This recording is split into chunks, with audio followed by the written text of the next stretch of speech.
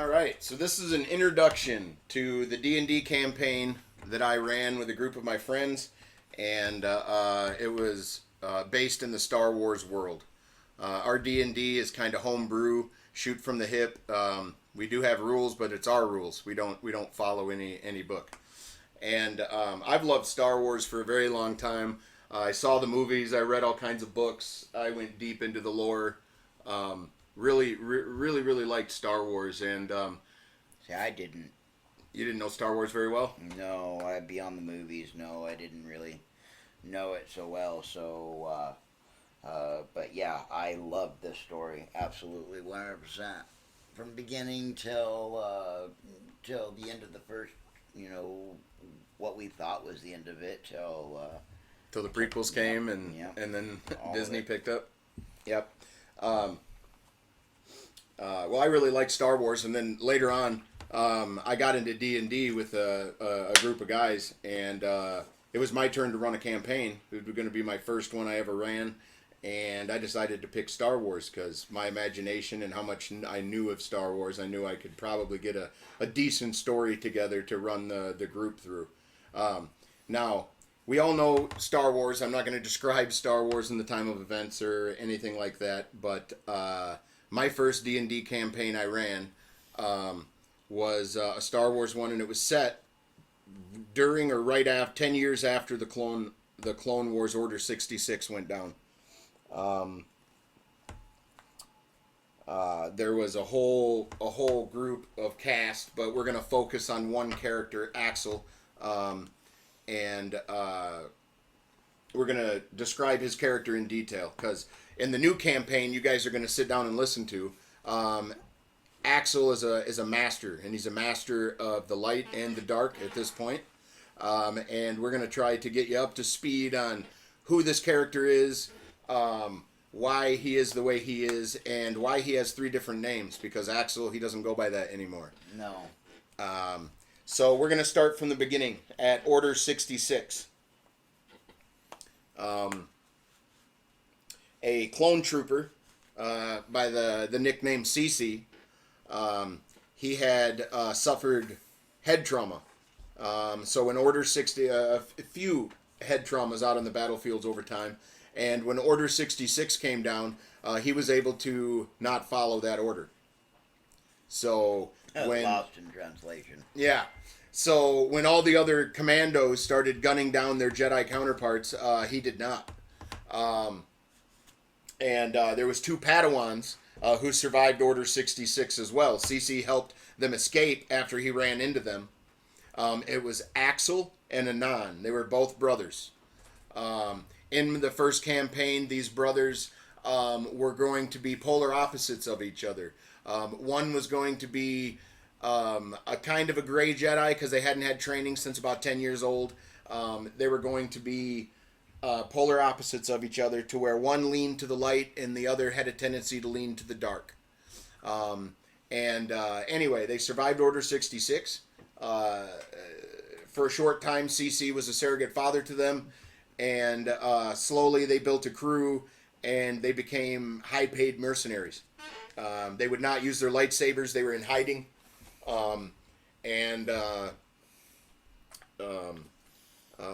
So picking up 10 years after the Clone Wars, they're about 20 or 21 years old. Yeah, we were about that. And a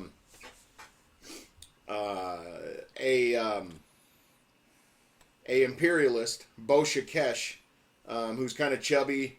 That's not important, but he was kind of an imperial asshole, and he was an elitist.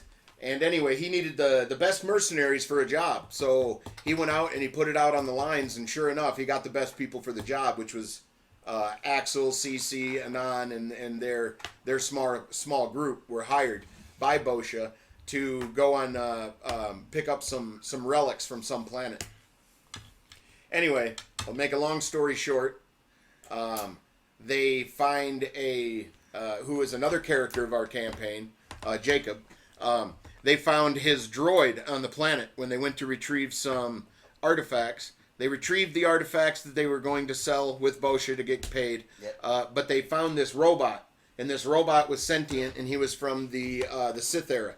No one's allowed to play a robot again in our games because of that. Yes, it was a point of contention at the time and still is. But he was an ancient Sith droid who could wield lightsabers and stuff, and Bosha was going to sell him.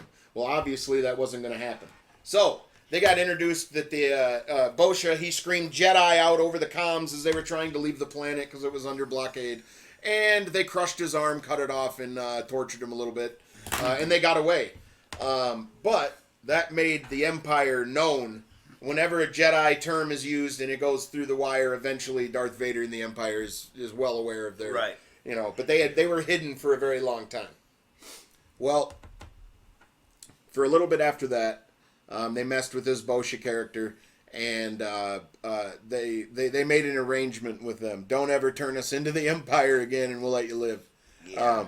Well, Bosha told them of another planet to go visit for more artifacts, and yeah, I mean we kind of tortured him, and he deserved it. But his arm getting cut off, that was the robots doing. No, that wasn't the robots doing. I being Axel, actually chopped his arm off.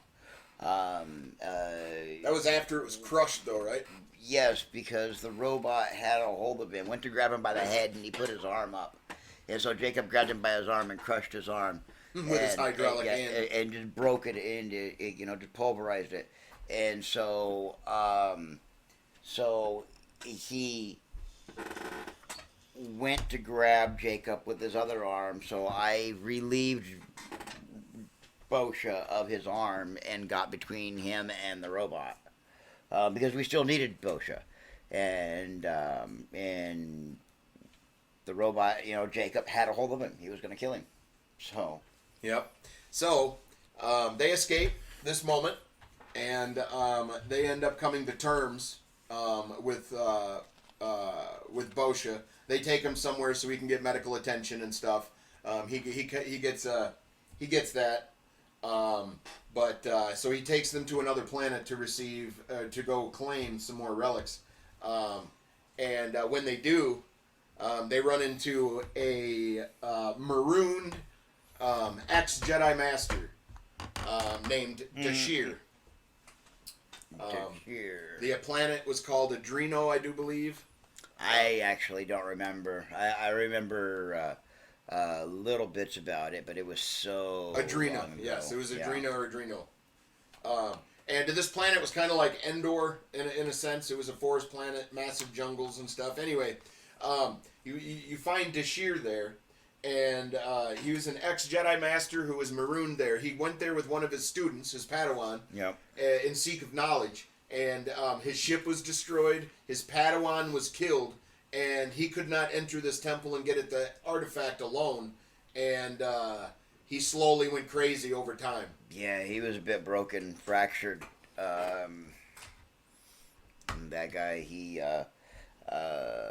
would stop talking to you mid-sentence and start talking to somebody that was only existed in his mind. Yeah, yeah. He would turn and talk to his dead pupil like he was standing right there, but it was only in his mind.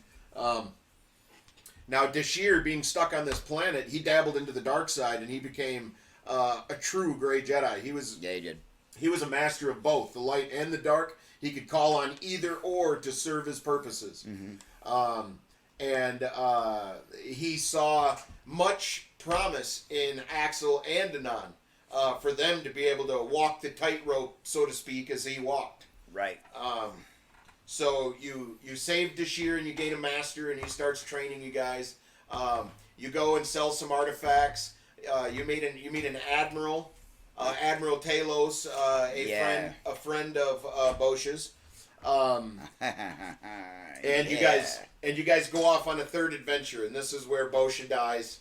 But anyway, so to make a long story short, you guys bring Bosha back to Admiral Talos for burial, because they were close and they introduced you guys.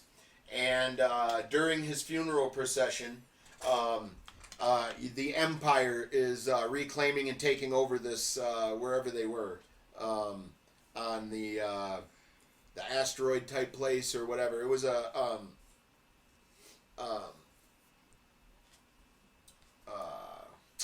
it was like a compound. But anyway, it got retaken by the Empire, and you guys try to escape. Where was that at? Okay, the Wookiees killed Bosha. Oh, okay, When okay, you returned yes. Bosha's body to Yes, Admiral Talos, yes, you guys had that yes. funeral procession. Yeah, I get you. I'm gonna pause it. Yeah. Yes, so Bosha's funeral procession. You guys brought the body back, and they did this long procession and stuff, and then all hell breaks loose, and the Empire comes. They're looking for the Jedi. Right. And not only is it the Empire, but Darth Vader is in tow.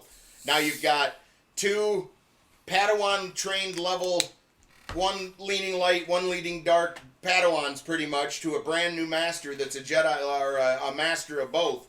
But all three of them are nothing compared to Darth Vader. If they stood toe to toe with him, they would die. Absolutely. So, a bunch of hemming and hawing, and they finally make their way to their escape. They make it to the platform that they landed on, and as their ship is getting ready to take off, Dash is fighting Darth Vader down this hallway, trying to occupy his time so that all of these guys can escape. Mm-hmm. Well, the ship starts to take off, and Axel runs over to the door to try to help Dash. Dash, Vader's after a holocron that they found anyway. That and to kill the Jedi that are left. This is only 10 years after Order 66. Yep. Yeah, this is unfinished business. Yes, so Darth Vader is fighting Dash, and they're locked in combat, and Dash is taking all of his attention. So Darth Vader knocks and force pushes Dash into a wall and knocks him unconscious for a moment. Darth Vader looks through a hole in a blast door and reaches his arm outside the blast door. So you see a round hole on the opposite side, and a black gauntlet and a black leather arm shoots out of one of the holes and is stopping their ship from taking off. Well, right on the other side of that door is Axel, and this is where he finds one of the items he covets for the rest of his life. Yep, that black glove, the black gauntlet of Vader. And said, "I'm gonna chop that off." No. So many people don't know this, but Darth Vader's gauntlets are actually Sith artifacts. It's in canon, and it's in the other lore and stuff, and in some of the books or whatever. So anyway, Darth Vader reaches his arm out, and he stops the ship. Well, not for long. Dash stands up and re-engages with Vader as Vader's other arm gets chopped off. Axel grabs the arm and leaps onto the ship as it takes off as Dash is captured. Dash gets captured by Vader, and they take him back to Vader's compound on Mustafar. Mustafar, that's right. That's the lava planet, right? Yep. And Admiral Talos, seeing how the Empire responded to this group of people that her Bosha was close to, she decided, maybe the Empire's not what I thought it was. So she kind of rebels a little bit and takes some of their power with them in a destroyer and whatnot. That was her destroyer was the cutting edge. Correct? The cutting edge, yes. Her Star Destroyer was outfitted with a shielding that they could ram other ships and break them in half. Yep. Now, they took Dash, so you guys lost your master. You gained the gauntlet. Now, what was Axel's experience with the gauntlet? Like, what made him like it so much and all that shit?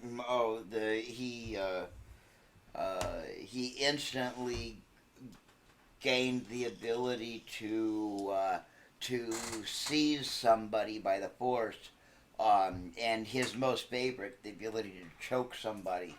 Like Vader would with his fingers? Yep. Do the force choke. Or you could seize their body and lift them off the ground. They couldn't move. Yep. As he got...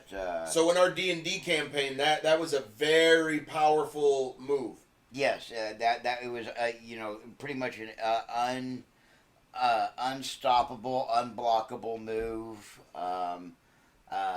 It did it did turn out to bite a few of the NPCs in the ass. Yes. So let's skip ahead. Let's skip ahead just a little bit, just to give you an example of the type of character that Axel is. Okay. Before they came face to face with Vader and didn't have a choice but to deal with him. He came up against 3 Sith Inquisitors, and these Inquisitors could have killed them all.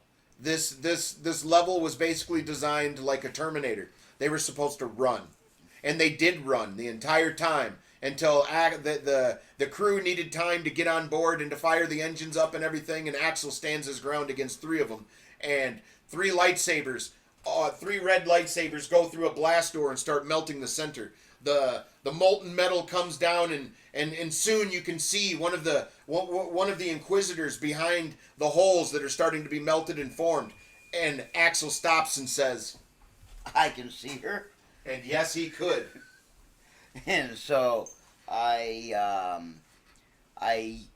used my left hand that was wearing the gauntlet. And I grabbed this Inquisitor by her face and with force pulled her face into and held her on the molten steel that was produced from her lightsaber, burning half of her face off. And taking half of her hit points and everything else. So he took 3 mighty Sith Inquisitors and he turned them into 2.5 real quick. Just by, I can see her? Yes, that's how powerful these gauntlets were. And that is how dark Axel would lift people off the ground and slowly pull them onto their saber. Yep. He would also like to have his sabers float next to his body while he did something and then, recollect them. Just to show power. So he went full dark, basically. Was starting to. He had an orange eye and his other eye was starting to go too. Now, Anan was his brother and he was just the opposite. So as he was pulled to the dark, Anan was still pulled to the light, and it caused friction and chaos between the two. A lot of tension. Yes, they loved each other as brothers, but they definitely started to not like each other. Right.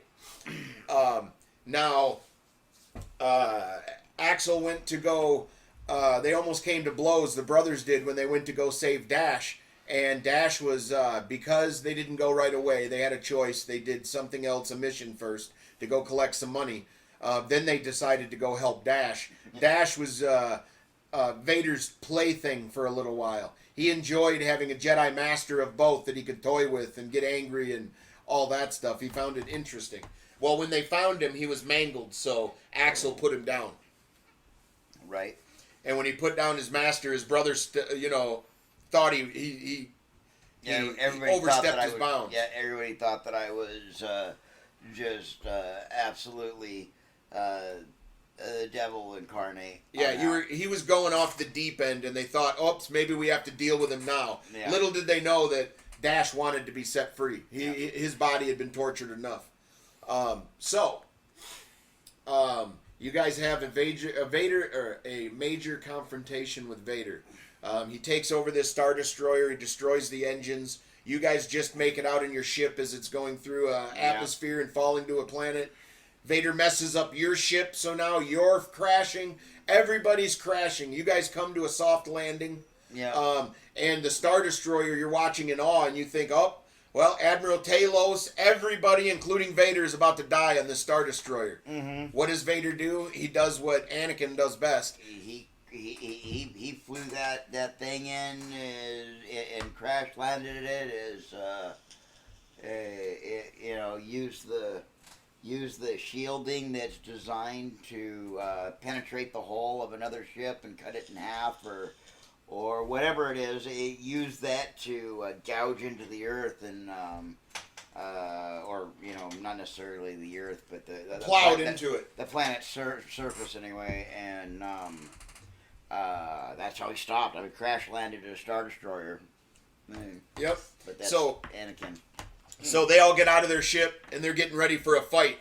A shuttle lands, and some people go to join Vader as he cuts himself out of the side of the Star Destroyer, and he approaches. Mm-hmm. Everybody is seized, and they all drop to their knees. They're stuck. They can't do anything, including the damn robot.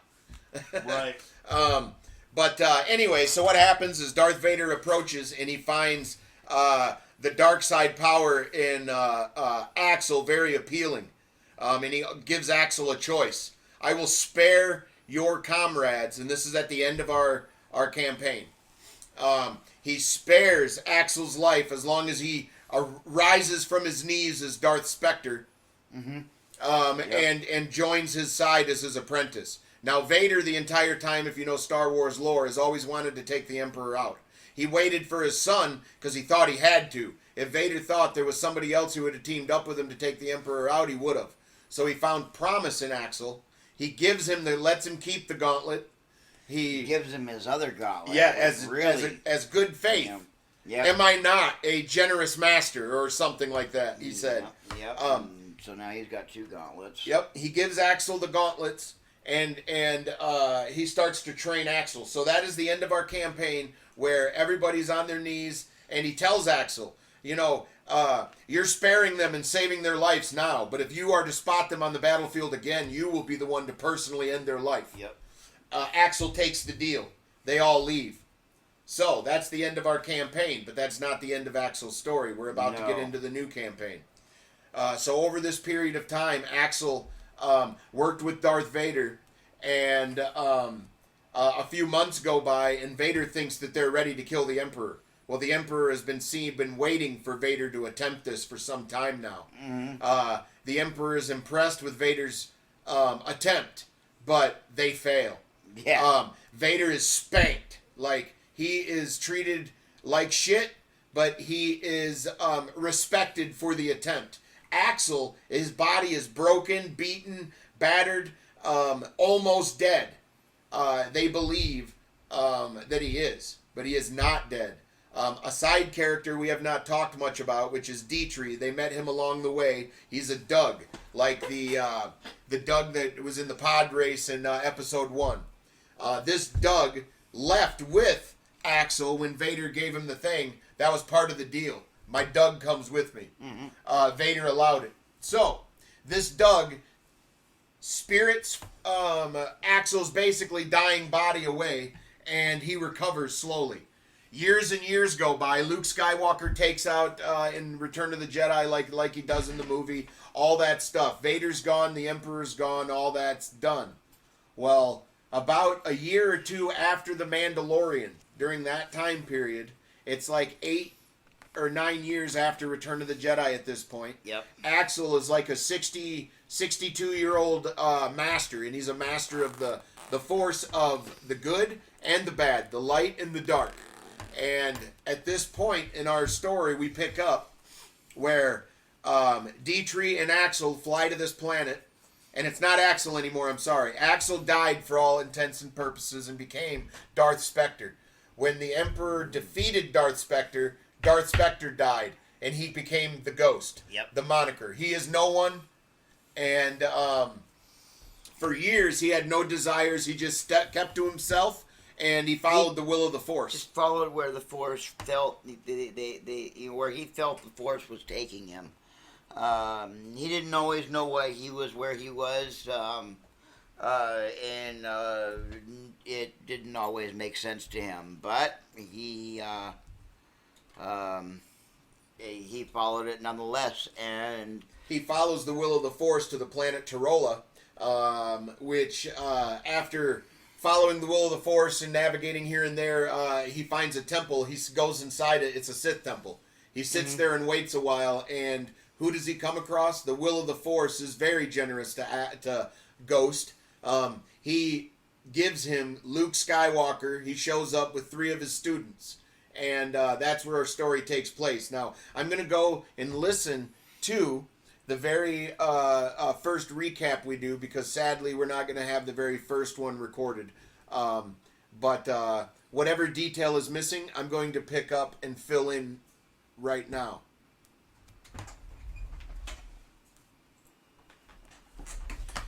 All right, so I'm just going to give you a quick recap of the first session so that you guys aren't off base here, and it's a little bit of a mess how you're going to listen to all this. It's a whole lot of hours.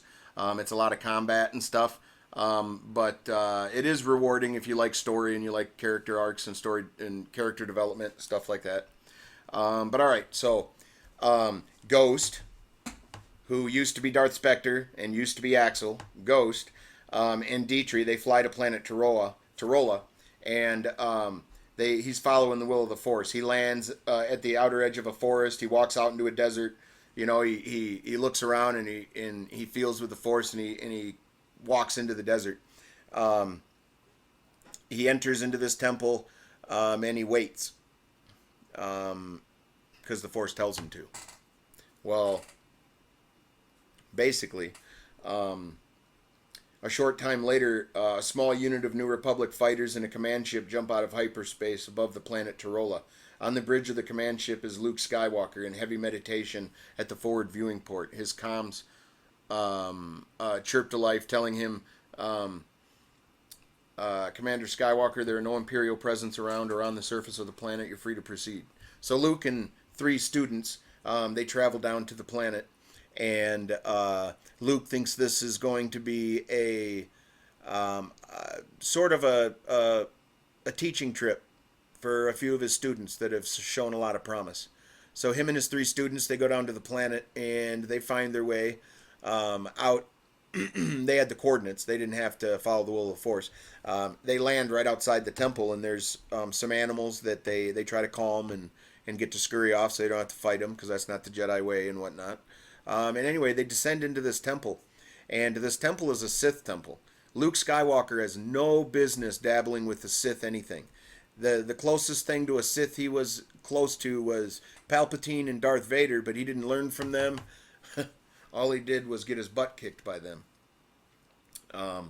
But Luke is the master now, or feels he is, and they go down into this temple, and they go through this room, and each of the kids has kind of like a vision, and Luke does not heed these visions at all. And they keep going deeper into the temple, and they get to a spot where it takes 2 dark side users to open a knowledge center door. And they all start to do it, and Luke tells them not to lose control, but to try to tap into it. He doesn't know what he's doing. Anyway, there is a Sith that is a Sith spirit that is guarding a Sith holocron. The holocron was made out of this Sith's helmet, and the Sith is the Sith has embedded its life force on this helmet that was then crafted into a holocron, and it possesses one of the students. And kills one of them, and Luke is in trouble. And at this point, Ghost steps out of the corner, and Luke and Ghost have a few words, and Luke realizes that Ghost is pretty powerful when he gets rid of the Sith spirit, and when Luke couldn't. So